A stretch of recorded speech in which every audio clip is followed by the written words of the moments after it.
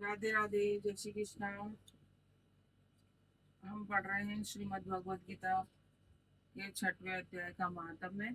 ये देखिए, अभी तक हमारा आज है कार्तिक मास का 10वां दिन और अभी तक हमारे 5 महात्म्य और 5 अध्याय का पाठ हो चुका है।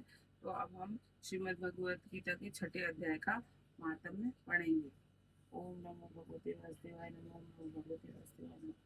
शिव भगवान कहते हैं, सुमुखी, अब मैं 6ठे अध्याय का महात्म्य बतलाता हूँ, जिसे सुनने वाले मनुष्य के लिए मुक्ति कर कर तल गत हो जाती है। गोदावरी नदी के तट पर प्रतिष्ठानपुर पैठड़ नामक एक विशाल नगर है, जहाँ मैं पिपलेश के नाम से विख्यात होकर रहता हूँ। इस उस नगर में जान श्रुति नामक एक राजा रहते थे, जो भूमंडल की प्रजा को अत्यंत प्रिय थे। उनका प्रताप मार्तंड मंडल के प्रचंड तेज के समान जान पड़ता था। प्रतिदिन होने वाले उनके यज्ञ के धुएं से नंदन वन के कल्प वृक्ष इस प्रकार काले पड़ गए थे, मानो राजा की असाधारण दानशीलता देखकर वे लज्जित हो गए हों। उनके यज्ञ में प्राप्त पुरो पुरोष पुरोणाश के रसास्वादन में सदा आसक्त होने के कारण देवता लोग कभी प्रतिष्ठानपुर को छोड़कर बाहर नहीं जाते थे। उनके दान के समय छोड़े हुए जल की धारा प्रताप रूपी तेज और यज्ञ के धूमों से पुष्ट होकर मेघ ठीक समय पर वर्षा करते थे। उस राजा के शासन काल में इतियों खेती में होने वाले 6 प्रकार के उपद्रवों के लिए कहीं थोड़ा भी स्थान नहीं मिलता था और अच्छी नीतियों का सर्वत्र प्रसार होता था। वे बावली, कुएं और पोखर खुदवाने के बहाने मानो प्रतिदिन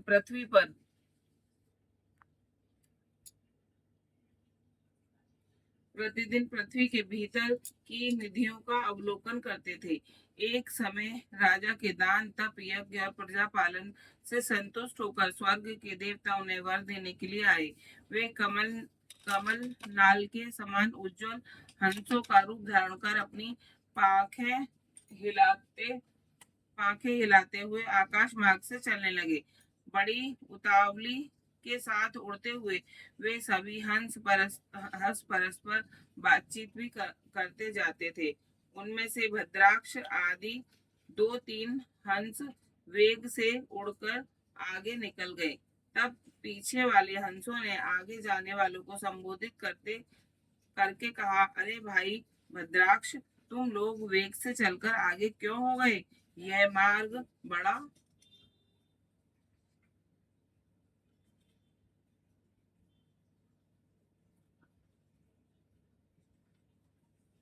दुर्गम है।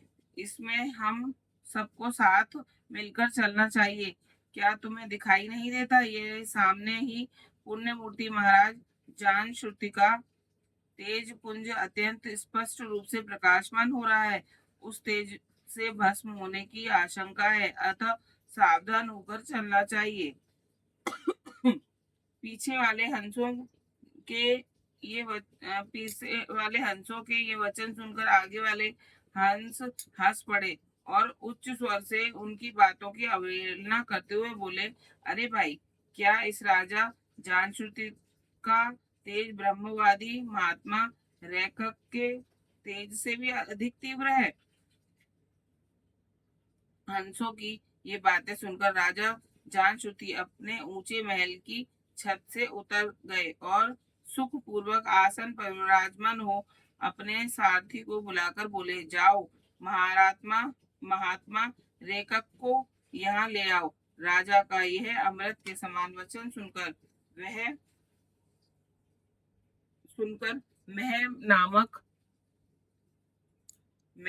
नामक सारथी प्रसन्नता प्रकट करता हुआ नगर से बाहर निकला। सबसे पहले उसने मुक्तिदायिनी काशीपुरी की यात्रा की, जहाँ जगत के स्वामी भगवान विश्वनाथ मनुष्यों को उपदेश दिया करते हैं।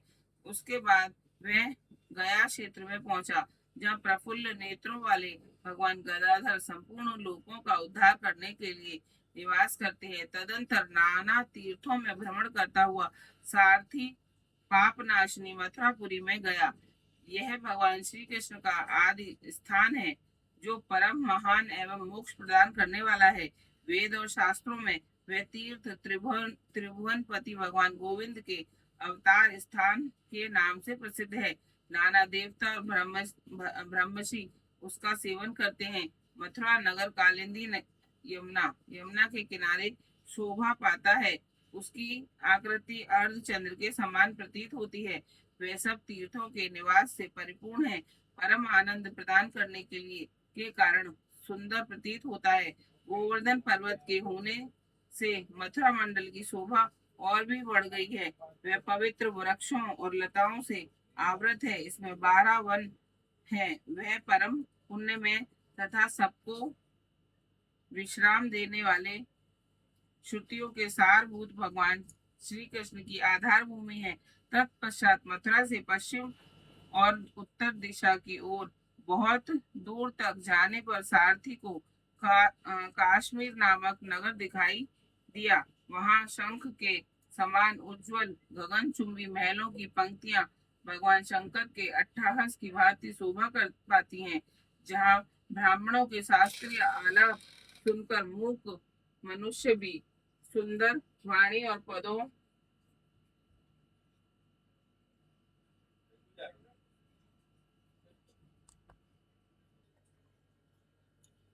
विश्राम देने वाली छुट्टियों के सारभूत भगवान श्री कृष्ण की आधार भूमि तत्पश्चात मथुरा से पश्चिम और उत्तर दिशा की ओर बहुत दूर तक जाने पर सारथी को काश्मीर नामक नगर दिखाई दिया, जहाँ शंख के समान उज्जवल गगनचुंबी महलों की पंक्तियां भगवान शंकर के अट्टहास की भांति शोभा पाती हैं।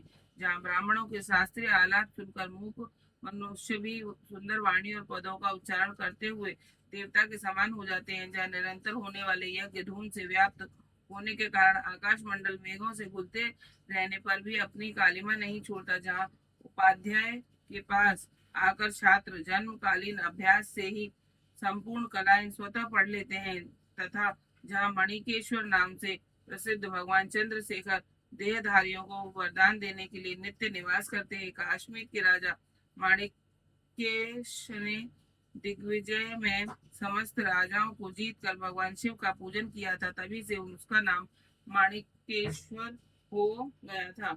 उन्हीं के मंदिर के दरवाजे पर महात्मा रेक के एक छोटी सी गाड़ी पर बैठे अपने अंगों को खुजलाते हुए वृक्ष की छाया का सेवन कर रहे थे। उसी अवस्था में सारथी ने उन्हें देखा। राजा के बताए हुए भिन्न भिन्न चिन्हों से उसने शीघ्र ही रेक को पहचान लिया और उनके चरणों में प्रणाम करके कहा, ब्राह्मण, आप किस स्थान पर रहते हैं?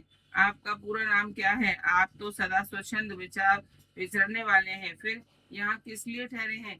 इस समय आपका क्या करने का विचार है? सारथी के ये वचन सुनकर परम आनंद में निमग्न महात्मा रेक्के ने कुछ सोचकर उससे कहा, यद्यपि हम पूर्ण काम हैं, हमें किसी वस्तु की आवश्यकता नहीं है, तथापि कोई भी हमारी मनोवृत्ति के अनुसार परिचर्या कर सकता है। रैक्य के हार्दिक अभिप्राय को आदर पूर्वक ग्रहण करके सारथी धीरे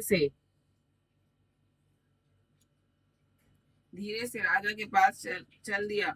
वहां पहुंचकर राजा को प्रणाम करके उसने हाथ जोड़ सारा समाचार निवेदन किया। उस समय स्वामी के दर्शन से उसके मन में बड़ी प्रसन्नता थी। सारथी के वचन सुनकर राजा के नेत्र आश्चर्य से चकित हो उठे। उसके हृदय में रैक्य का सत्कार करने की श्रद्धा जागृत हुई। उन्होंने 2 खच्चरियों से जुटी हुई एक गाड़ी लेकर यात्रा की, साथ ही मोती के हार, अच्छे अच्छे वस्त्र और 1 सहस्त्र भौएं भी ले ली।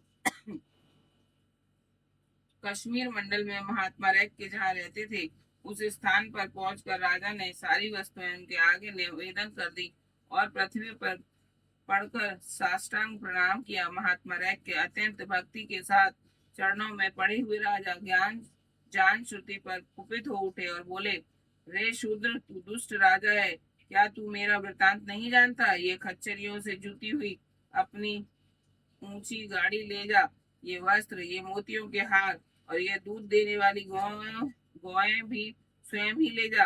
इस तरह आज्ञा देकर रैक्य ने राजा के मन में भय उत्पन्न कर दिया। तब राजा ने शाप के भय से महात्मा रैक्य के दोनों चरण पकड़ लिए और भक्ति पूर्वक कहा, ब्राह्मण मुझ पर प्रसन्न होइए। भगवान, आप में ये अद्भुत महात्म्य कैसे आया? प्रसन्न होकर मुझे ठीक ठीक बताइए। रैक्य ने कहा, राजन, मैं प्रतिदिन गीता के छठवें अध्याय का जप करता हूँ।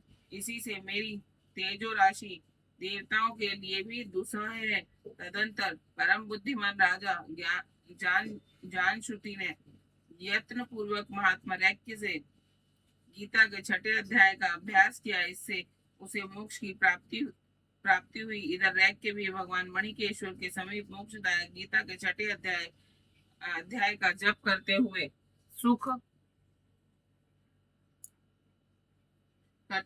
से रहने लगे। हंस का रूप धारण करके वरदान देने के लिए आए हुए देवता भी विस्मित होकर स्वेच्छा अनुसार चले गए। जो मनुष्य सदा इस एक ही अध्याय का जप करता है, वह भी भगवान विष्णु के स्वरूप को प्राप्त होता है। इसमें तनिक भी संदेह नहीं है। ये आज श्रीमद् भगवत गीता जी का छठवा छठवा अध्याय का महात्म्य हमने आज पढ़ा, और अब हम कल पढ़ेंगे छठवा अध्याय। तो ये हमारा पूरा हो गया।